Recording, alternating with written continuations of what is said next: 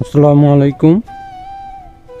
আমি ARD bike লাভারের পক্ষ থেকে মোহাম্মদ আনিসুর রহমান। আশা করি সবাই খুব ভালো আছেন।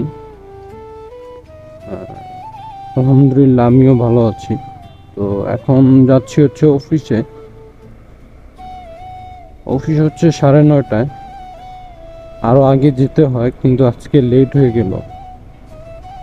তো আমি এখন যে রাস্তাটায় আছি সেটা হচ্ছে সোনারগাঁ এবং রূপগঞ্জের বেরিবাঁধ।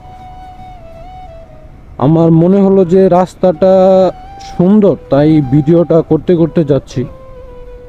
রাস্তাটা আসলেই সুন্দর ছিল যখন আপনার হাতের ডান পাশের দিকে সারিবদ্ধ গাছ ছিল, মানে একটা মনোরম প্রাকৃতিক পরিবেশের মাধ্যমে মানে ফিল নেওয়া যেত।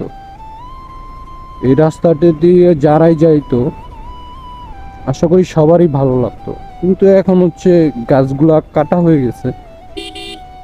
তো ওই রকম আর গাছ নাই, নাই বলতে একবারেই নেই। যেগুলা বড় গাছ ছিল ওইগুলো সবই কেটে ফেলা হচ্ছে।